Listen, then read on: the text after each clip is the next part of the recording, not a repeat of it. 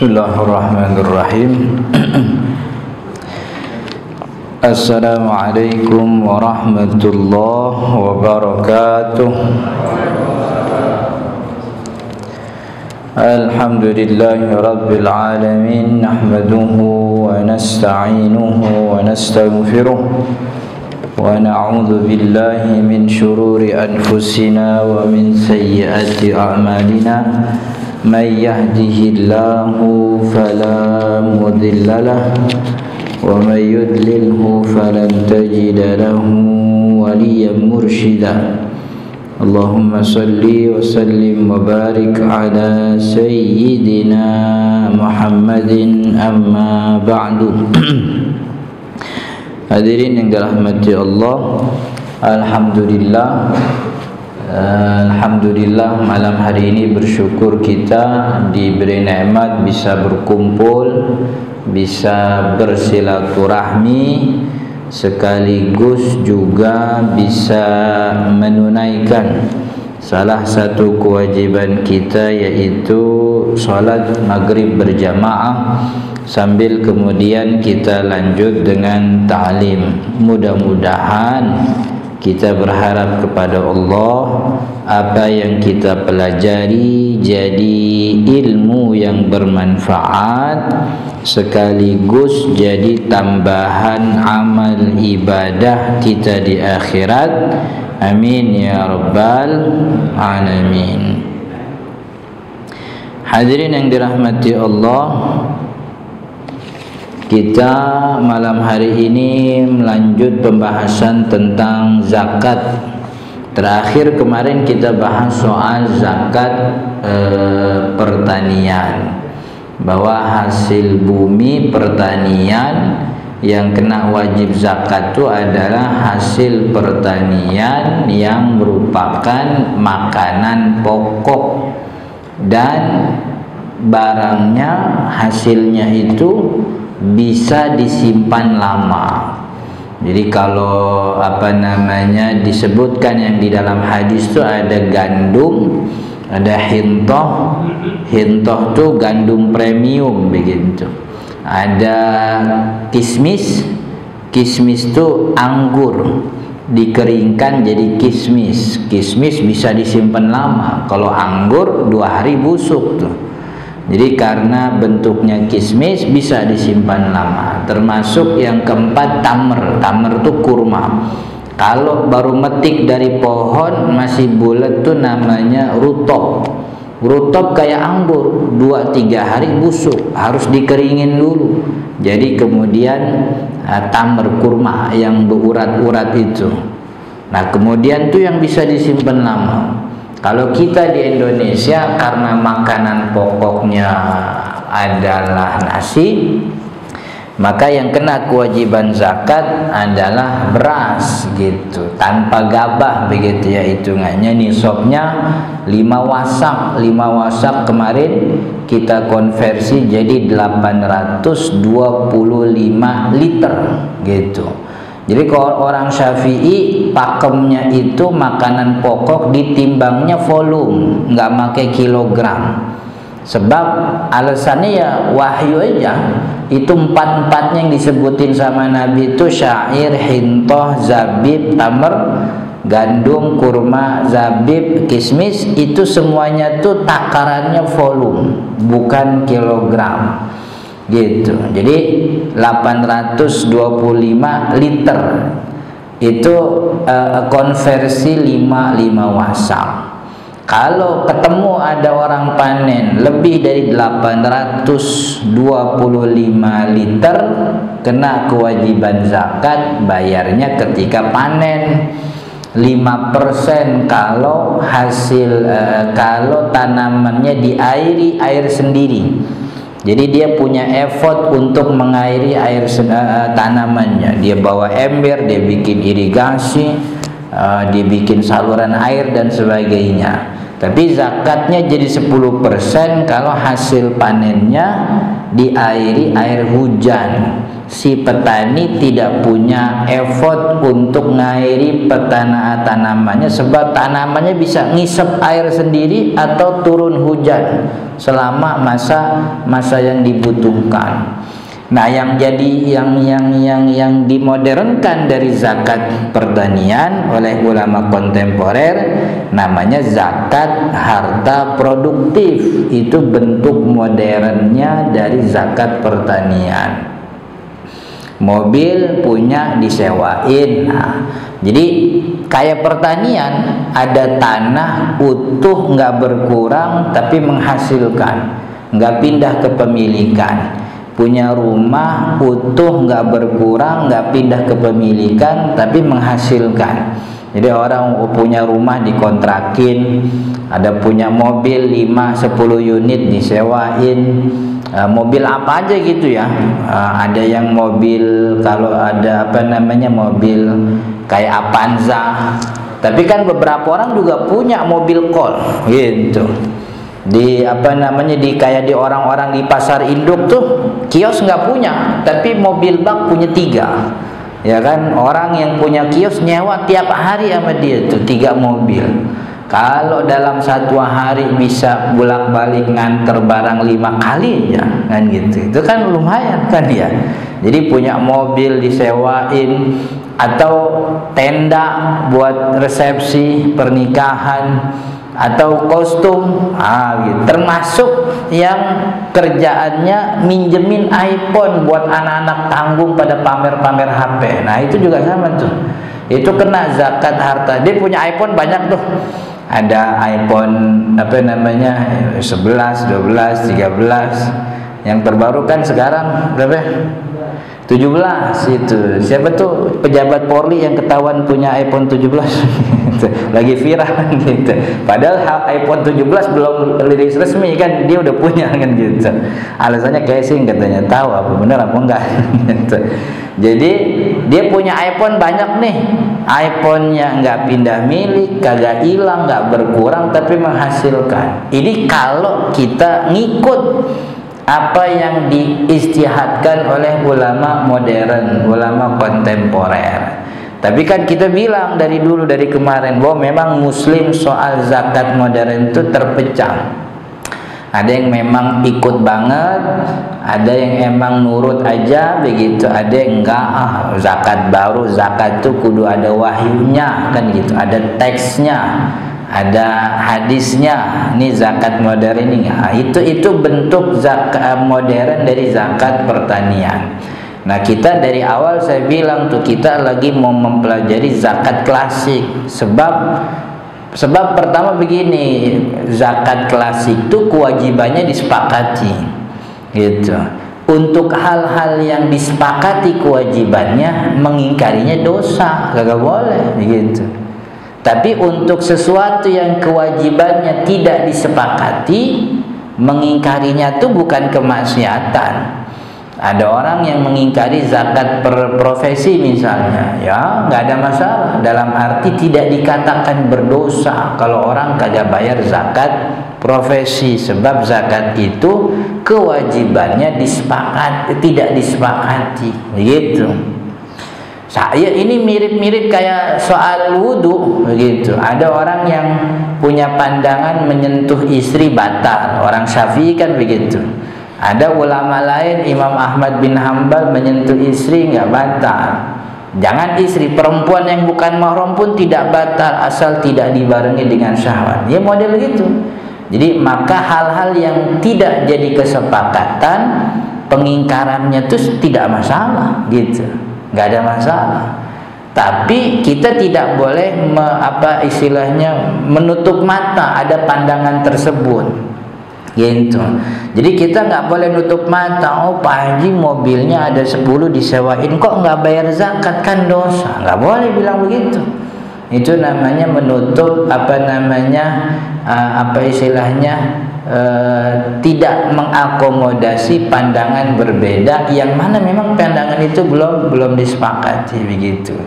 Makanya tuh saya ya kalau ketemukan beberapa kali diundang sama teman-teman komunitas anti riba begitu. Itu kan dalam banyak percakapan teman-teman tuh sering menyebut gitu, apa namanya, jadi Ustaz, bagaimana kalau kita masih berkumpul dengan teman-teman pelaku riba? Itu saya nggak setuju tuh gitu. Nyebut pelaku riba tuh saya nggak setuju. Sebab masalahnya kita sepakat riba itu haram, sepakat. Cuman kita tidak pernah sepakat apa yang disebut riba, begitu. Ribanya haram kita sepakat, nggak boleh ada yang bilang riba halal. Tapi untuk pekerjaan ini apakah ia riba? Ada gak kesepakatan ulama tentang ini? Kan begitu. Kalau model renten, tukang apa namanya tuh, lintah darat, sepakat kita itu riba tuh. Datang minjemin 10 juta, minta balikin 15 juta kan gitu. Tapi transaksi lain kayak KPR, kemudian asuransi, itu kan ribanya tuh diperdebatkan gitu. Maka nggak boleh kemudian menjustifikasi itu pelaku riba, nggak boleh gitu. Itu yang kata ulama tuh apa namanya boleh gimana sih istilahnya, yunkarul mujma' alaih, kita wajib mengingkari perkara yang memang disepakati itu haram, begitu. Khamar haram, maka gak ada yang boleh bilang kalau dikit mah boleh, gak boleh bilang begitu. Kemudian apalagi mencuri haram, korupsi haram, nggak boleh kita bilang dikit-dikit mah boleh, gak boleh begitu. Itu wajib kita mengingkari.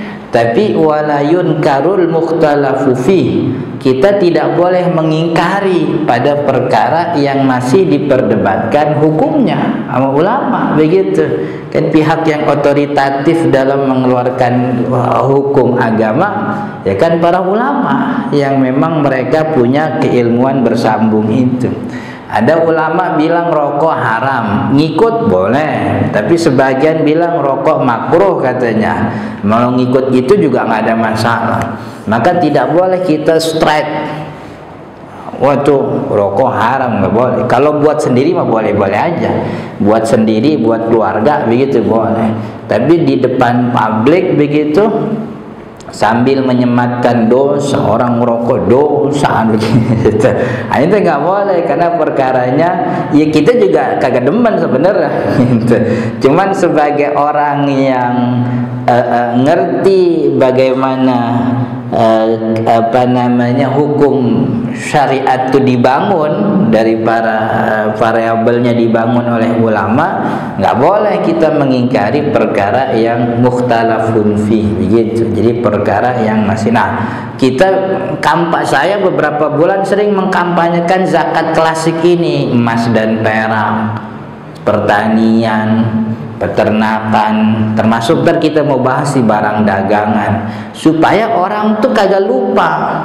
Jangan sampai sibuk dengan zakat modern yang tidak disepakati, dia lupa zakat klasiknya. Contoh, kan ada zakat yang seluruh ulama sepakat itu wajib, namanya zakat harta simpanan.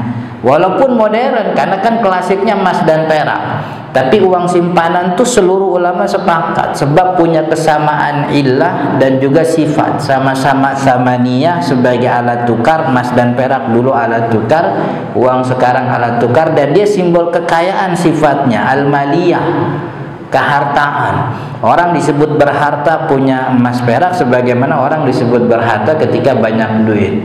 Maka seluruh ulama tuh sepakat uang simpanan tuh ada kewajiban zakatnya. Maka kita bilang begitu. Nah, kan yang saya temuin ada beberapa orang, lah kan saya udah zakat Ustadz tiap bulan, begitu. Jadi zakat uang simpanannya tuh diingkari, menganggap selesai kewajibannya dengan alasan kan saya udah zakat Ustadz tiap bulan. Nah, padahal bulanan yang dia zakati ngikutin ulama kontemporer kan itu bukan zakat uang simpanan, itu zakat profesi, kan begitu. Mau ngikutin itu boleh, tapi jangan lupa nih zakat yang disepakatinya, begitu. Orang Jakarta, ya sini Jakarta bukan sih? Ya kan kerjanya banyak Jakarta kan ya. zakat tiap bulan, tapi di Jonggol dia punya peternakan sapi kagak bayar zakatnya. Di Puncak 2 dia punya sawah beras nggak dibayarin zakatnya. Alasannya apa? Tiap bulan saya zakat tuh dari perusahaan udah zakat begitu. Tuh di Jonggol kambing dia ada 200 ekor nggak dizakatin. Padahal itu kewajiban yang disepakati, kan begitu.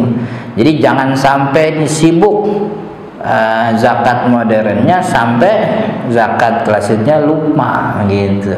Jadi apalagi kalau kita ada Imam Az-Zahabi itu punya kitab judulnya Al-Kabair, dosa besar. Dosa besar nomor 6 itu kan meninggalkan zakat. Wah, itu kalau baca kitab Al-Kabair kan ngeri-ngeri sedap juga itu baca. Diceritain bagaimana hukuman dari Al-Quran. Jadi khasnya Imam Az-Zahabi menceritakan bagaimana dosa besar. Dari awal disediain ayat Al-Quran yang berisi kepastian bahwa ini memang dosa besar. Lalu ayatnya tuh ayatnya kan bisa 2, 3, 5 ayat. Itu 2, 3 ayat ke bawah tuh ayat ancaman semua tuh begitu. Yauma yuhma 'alaiha fi nari jahannam fatuqwa biha jibahum wa junubuhum. Ntar di hari kiamat duit yang dia kumpulin, harta yang dia kumpulin, emas perak kagak dizakatin tuh ditaruh dalam satu nampannya diseduh pakai api neraka, kan begitu kata Allah. Lalu seduhannya itu dimasukin ke setrikaan. Nah, setrikanya itu fatuqwa biha jibahum, disetrika itu dadanya udah angus balik. Wa zuhuruhum, punggungnya begitu. Punggungnya udah habis dibikin lagi badannya begitu lagi. Sampai malaikat bilang, "Hadza makanastum li anfusikum." Ini yang lu kumpulin dulu nih. Fadzuqu ma kuntum taknuzun. Rasain kan gitu. Kalau bahasa kita rasain lu kumpulin gitu. Jadi jangan sampai begitu. Jangan sampai zakat modern yang kita bayar membuat kita lupa merasa terbebas begitu daripada zakat klasiknya. Nah, termasuk juga zakat barang dagangan. Wa amma urudut tijarati, sedangkan adapun zakat urut itu barang. Jadi memang dikedepankan bahasanya make urut, bukan cuman tijarah, sebab ulama klasik yang dihitung dari dagangan tuh barangnya. Jadi ulama klasik kagak ngitung untungnya berapa, kagak ngitung modalnya. Ya modal pasti dihitung, tapi bukan maksud modal, tapi barang yang dihitung. Setelah modalnya jadi barang dagangan. Ruginya berapa kagak dihitung begitu. Itu kenapa disebut urudut tijarah, barang dagangan. Dan kalau dia punya barang tapi kagak didagangin, kagak masuk zakat. Gitu. Di tokonya ada barang, motor, tapi itu wajib zakat. Dia punya mobil buat antar barang, nggak dihitung wajib zakat. Kios tuh nilainya berapa M, nggak dihitung, tapi yang dihitung urudut tijarah. Fatajibuz zakatu fiha, wajib zakatnya di dalam barang-barang yang didagangin. Pokoknya barang dagangan itu barang yang disiapkan untuk berdagang. Nah, memang ada penjelasan lebih panjang. Jadi kata imam, ada ulama fikih dari mazhab Syafi'i, dan ini memang pandangan kebanyakan Syafi'i. Imam Taqiyuddin Al-Hisni namanya, kitabnya Kifayatul Akhir, dia bilang barang dagangan yang kena wajib zakat itu pertama dia adalah barang. Jadi kagak boleh jasa. Misalnya kan ada yang jualan jasa, lawyer jualannya jasa, dia kan kagak jualan koper, kan jualan jasa tuh lawyer, apalagi tuh dokter, apalagi tuh Kenek kan juga jualan jasa tuh, Kenek tuh kan gitu. Jasa teriak kan gitu. Jadi yang dijual tuh barang. Pertama barang, urut begitu. Maka kalau bukan barang ya kagak gitu, nggak kena kewajiban zakat. Kemudian yang kedua, barangnya itu dimiliki, kepemilikannya tuh hasil jual beli. Jadi barang nyampe jadi punya dia, kan syaratnya harus punya dia tuh, harus al-milku tam katanya, milik sempurna. Nah, milik sempurnanya itu hasil jual beli, bukan hasil dikasih. Saya ngisi pengajian misalnya begitu, pengajian di mana begitu, kemudian beres pengajian ada orang situ, orang udah kebangetan kaya begitu, Ustaz, rumah saya buat Ustaz aja dah katanya. Dia bilang begitu. Saya nerima banget itu, kalau ada orang sini mah mau ngasih gitu. Rumah saya nggak kepake Ustaz tuh di blok itu tuh, udah buat Ustaz aja dah, besok urus ke rumah surat kedatangan gitu. Nah, itu rumah saya dapat bukan jual beli tapi dikasih. Karena udah punya rumah, lalu rumah yang dikasih itu saya inisiatif, gue jual aja lah kan begitu, gue jual. Nah, ketika penjualan ini kan jadi barang dagang nih, rumah ada betonnya, ada lampu, pokoknya udah barang tuh didagangin, dimerekin lagi, dijual begitu.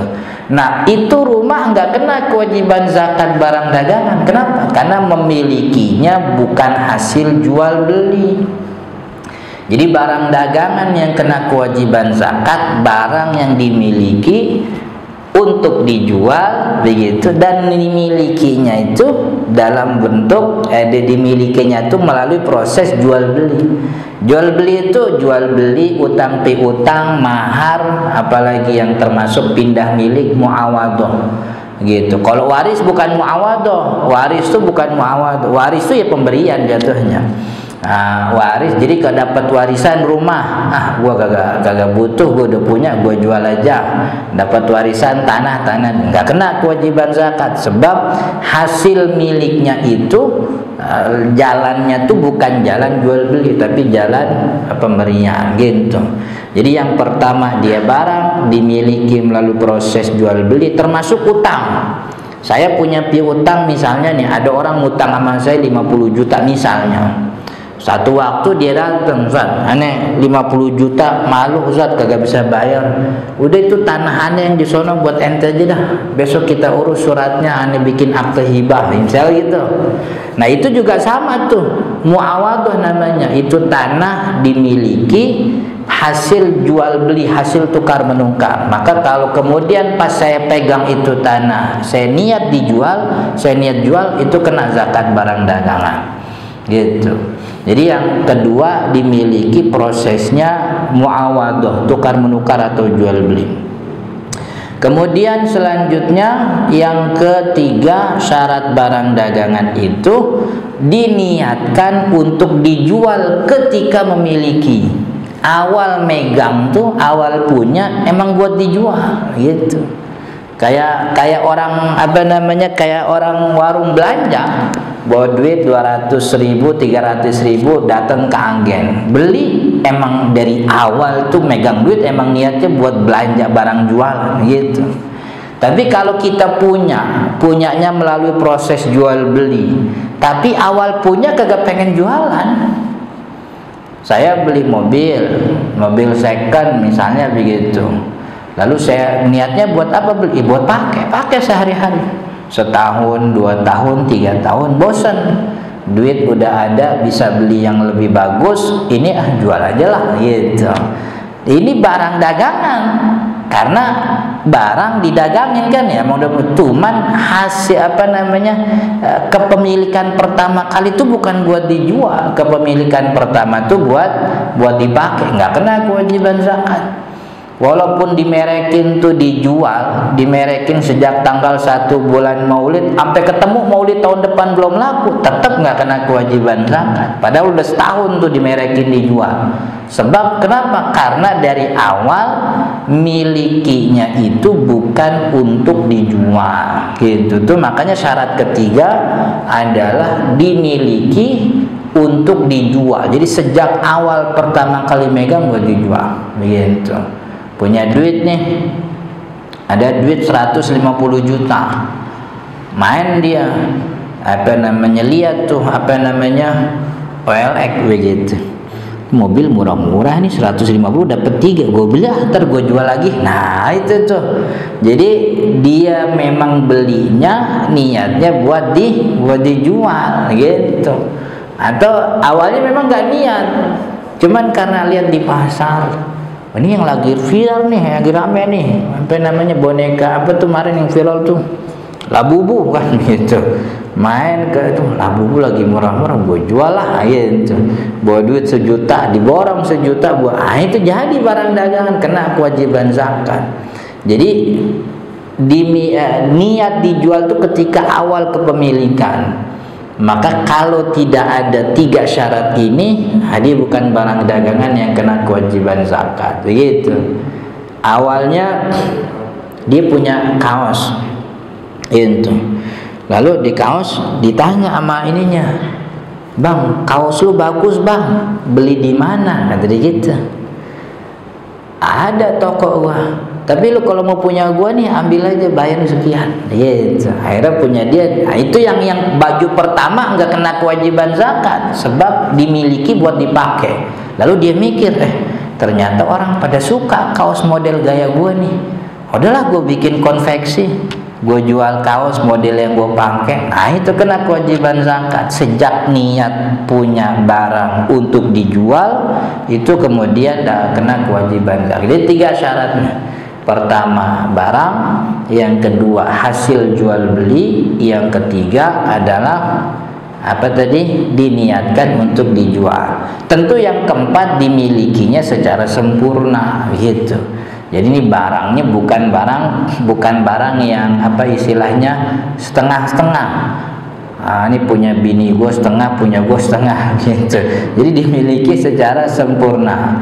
Walaupun kemudian kalau ada barang dagangan yang dimiliki oleh 2 atau 3 orang lebih, asal barang dagangannya tuh nyampe nisab, maka kena kewajiban zakat. Jadi bayarnya tuh barang, misalnya 3 orang, kena kewajiban zakat, maka 2,5%-nya itu dibagi 3. Ntar kita ini nisabnya berapa. Nah itu syarat barangnya.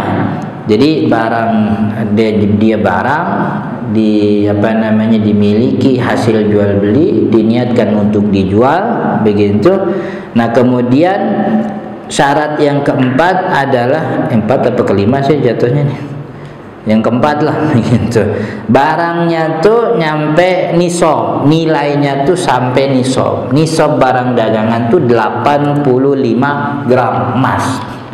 85 gram emas itu sekarang kan kira-kira 160 juta kan ya, karena 1 gram emas itu 1,8 atau 1,9 gitu. Jadi kalau dikali 85, 160 juta sekian begitu.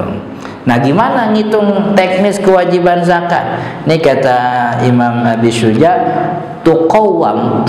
Ini syaratnya udah kepenuh nih, udah terpenuhi nih.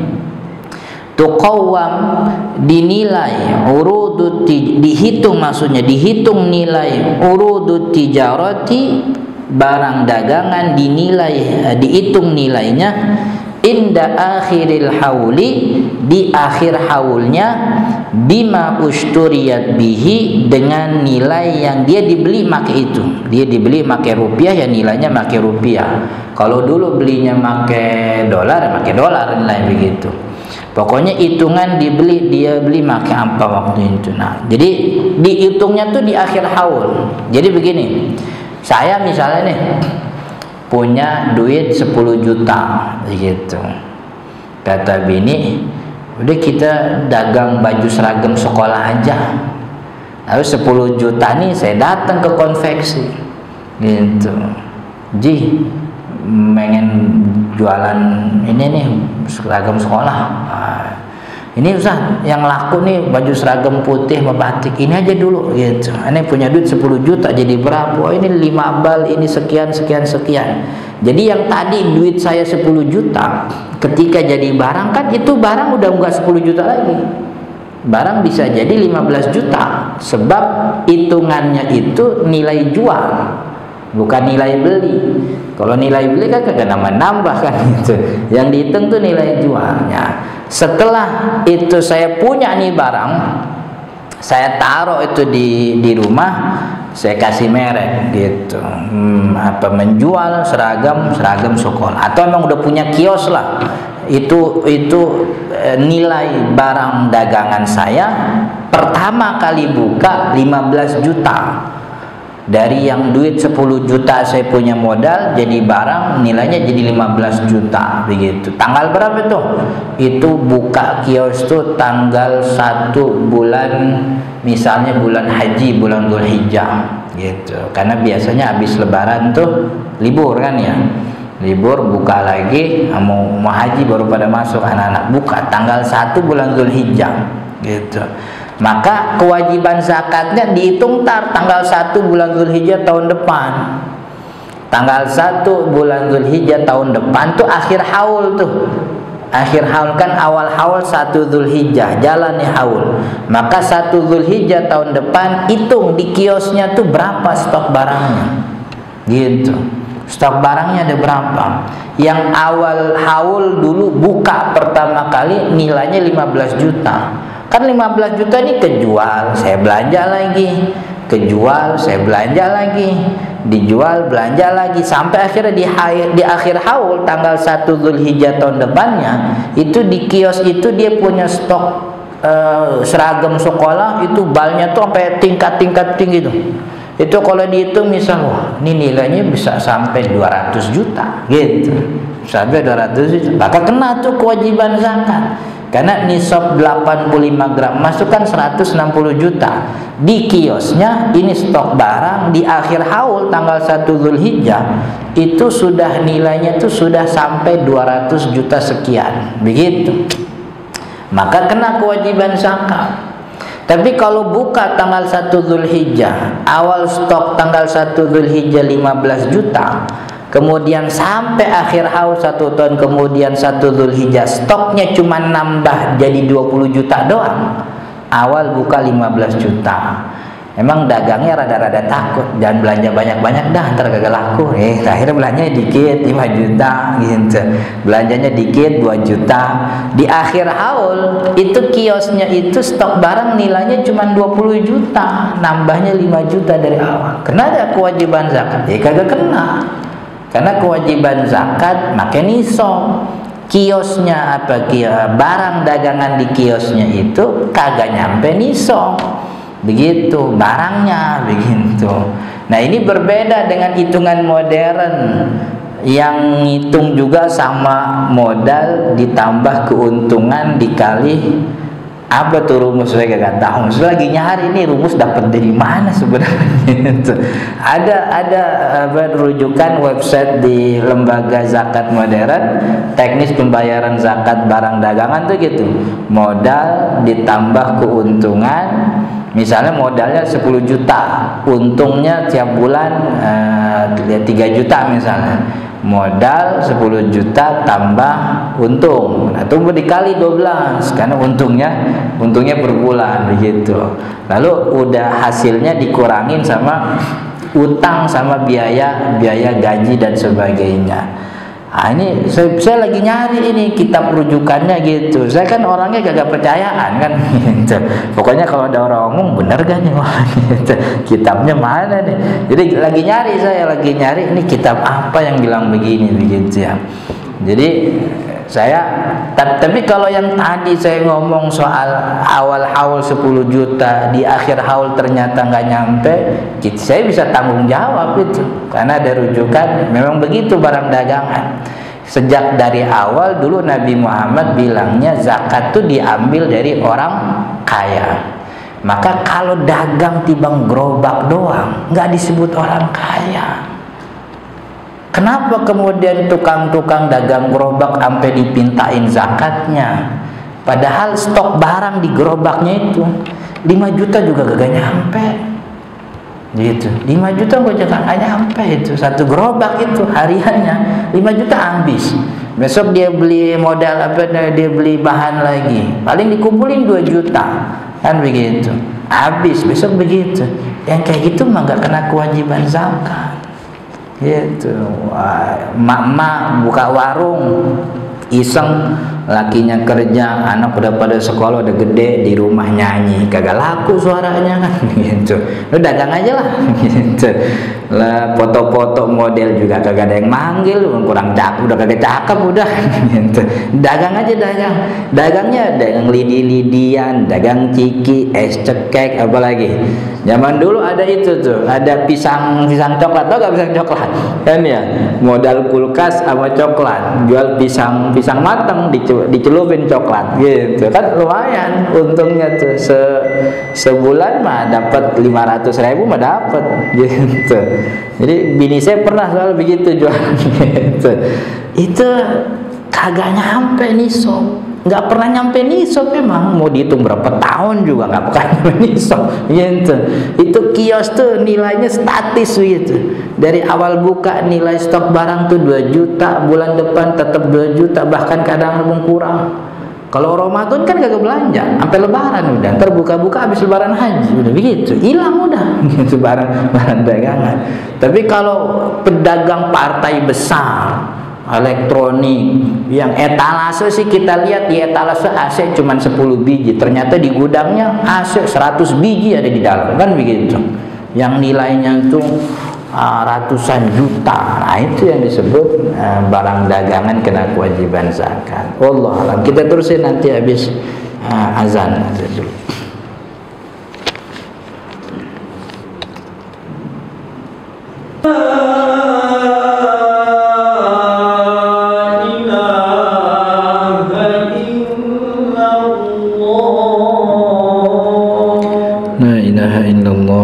Rasulullah sallallahu alaihi wasallam wa rabbah hadhihi da'wat salatu sayyidina Muhammadin wa ba'athu maqam Muhammadin alladhi ya'tinaka.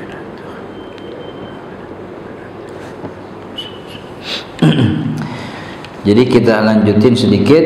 Kalau ada orang buka dagangan misalnya, modal awalnya 25 juta diputer jadi AC, mesin cuci, TV, buka kios yang tadinya duit 25 juta berubah jadi barang nilainya tuh bertambah gitu. Jadi mungkin misalnya 30 juta. Nah 30 juta itu tanggal 1 bulan Maulid, bulan Rabiul Awal. Maka tanggal 1 bulan Maulid tahun depan hitung stok barang di kiosnya tuh berapa nilainya. Katakanlah udah sampai banyak, sebab sepanjang ini nih, sepanjang perjalanan setahun kerjasamanya bagus. Dia kerjasama ke sekolah, kerjasama ke apa, dan jadi supplier elektronik di banyak tempat. Akhirnya stok barang di kiosnya itu sampai misalnya nilainya sampai 300 juta. Maka kena kewajiban zakat. Kewajiban zakatnya sama kayak emas dan perak 2,5%. Jadi 300 juta ya 2,5%. 2,5%-nya berapa? 300 juta.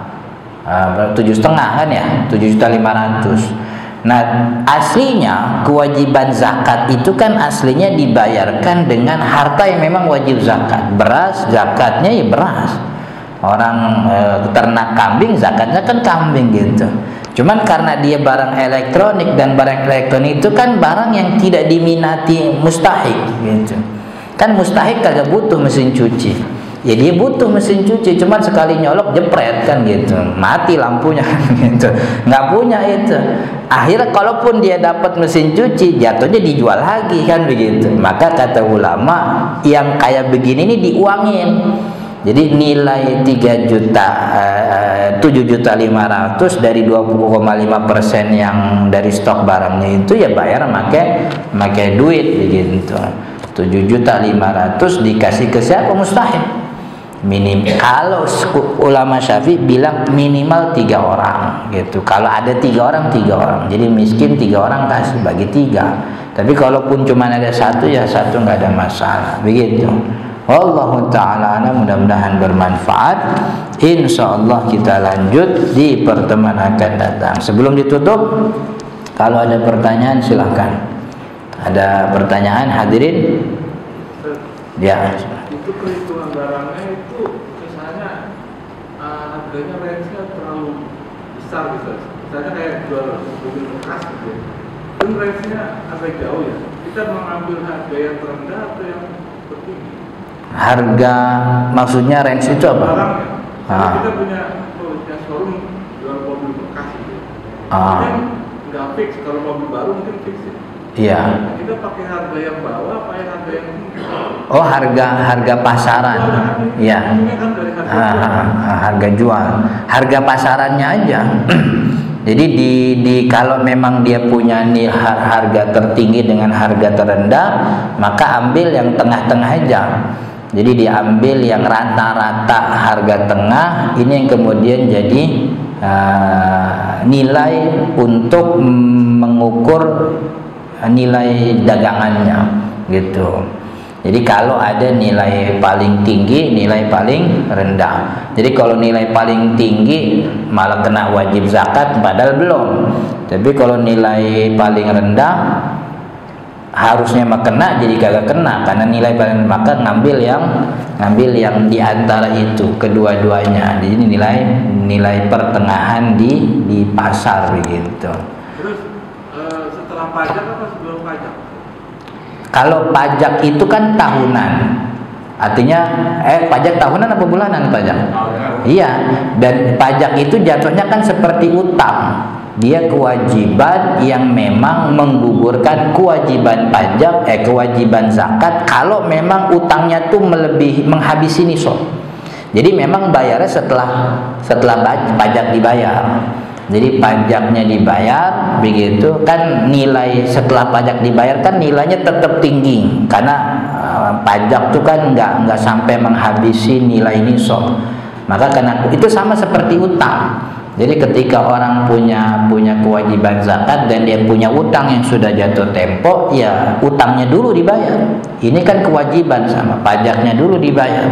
Setelah pajaknya dibayar, utangnya dibayar, lalu nilainya tuh masih di atas nisab atau masih nisab begitu, ya kena kewajiban zakat. Tapi kalau karena utang itu atau pajak itu, ini pajak yang dagangan nih ya, bukan pajak yang lain digabung-gabung nih. Ini jangan abodemen listrik jangan digabung gitu.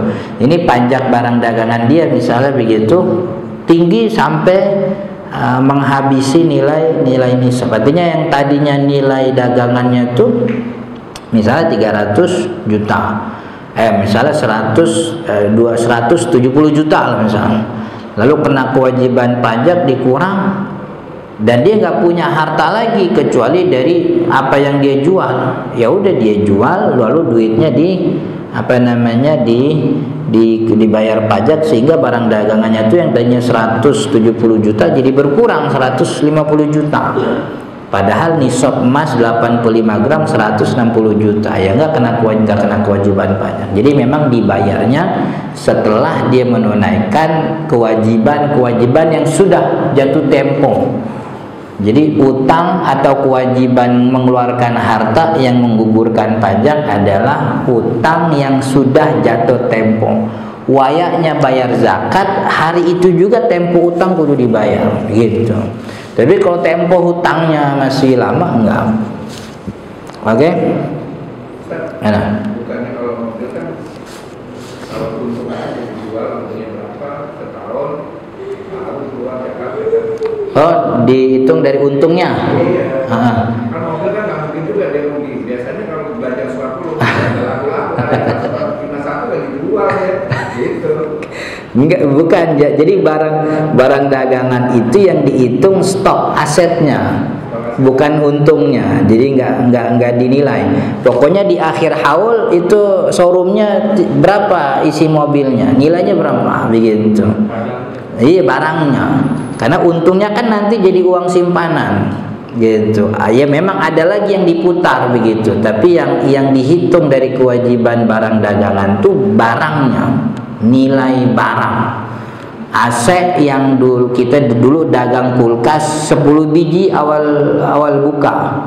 Setelah setahun di kios kita tuh ada 100 unit yang masing-masing nilainya tuh 2 juta misalnya, kan jadi 200 juta nilainya gitu. Jadi yang dihitung dari zakat barang dagangan tuh bukan keuntungan, bukan kerugian, Jadi ini tuh bukan zakat jual beli, ini tuh zakat barang dagangan gitu. Jadi barang dagangannya ada, dihitung. Barang dagangnya kagak ada, kagak usah ngitung. Memang kagak ada yang dihitung, barang dagangnya nggak ada gitu. Jadi barang dagangannya ada di akhir haul, hitung berapa nilainya. Nyampe nisab bayar zakat, kagak nyampe nisab terusin dagangnya sampai tahun depan lagi. Tahun depan nih 1 Ramadan tahun ini buka kios hijab dan sebagainya. 1 Ramadan tahun depan lihat kiosnya nambah gak barang, nambah barang, tapi nyampe nisab enggak kena kewajiban zakat. 1 tahun depan lagi berarti 1 tahun depan lagi lihat kiosnya nyampe gak nisab, nggak nyampe, ya tahu 1 tahun depan lagi gitu. Jadi kagak bayar zakat, ya kagak kenapa-napa. Karena kewajiban zakat tuh kewajiban yang punya sebab. Sebabnya ada bayar, sebabnya kagak ada. Kan gak cuman zakat nih ibadah ngeluarin harta, makanya kan ada sedekah begitu. Jadi zakat tuh diambil dari orang kaya. Kalau sudah sepanjang 1 tahun kita nggak kena kewajiban zakat, berarti kata syariat emang kita belum kaya, gitu. Emang belum kaya. Tapi kan kita bisa sedekah, kita bisa wakaf dan sebagainya. Jadi kalau zakat tuh ngitung, emang kudu ngitung, gitu. Oke? Ada lagi? Ya, silahkan. Ya, namun dari Pak Budi tadi di balik Ustaz, jadi kita bayar zakat dulu, baru pajak. Ini zakat itu bisa mengurangi pajak. Jadi kalau kita bayar pajak misalkan ada 10 juta, 10 juta itu bisa menjadi kredit pajak kita, jadi bisa mengurangi pajak. Yang sebenarnya nggak ada masalah. Selama itu ya, selama kan jatuh temponya kan bukan pas waktu bayar pajak. Hari ini wajib zakat nih karena udah setahun. Tapi pajak itu kan ada tempo, tanggal sekian sampai tanggal sekian. Yang kagak boleh kan kalau temponya udah mentok. Ini tempo terakhir bayar, tapi sekaligus ada kewajiban zakat. Mana yang didahulukan? Utang gitu. Ini kan utangnya temponya dikasih tuh dari mulai kayak listrik tanggal 1 sampai 20. Kalau baru tanggal 1 tuh belum jatuh tempo namanya. Temponya tanggal 2. Jadi kalau ada orang mendahulukan zakat begitu karena kewajiban pajaknya tuh dikasih tempo sampai tanggal sekian, gak ada masalah. Jadi yang dikatakan menggugurkan tuh kalau udah temponya mentok, udah besok kagak boleh lagi nih, ada konsekuensi penalti dan sebagainya. Ini yang dikatakan jatuh tempo begitu. Oke, insyaallah kita lanjut di pertemuan akan datang. Subhanakallahumma wa bihamdika asyhadu an la ilaha illa anta astaghfiruka wa atubu ilaik. Hadanallahu wa iyyakum ajma'in. Assalamualaikum warahmatullahi wabarakatuh.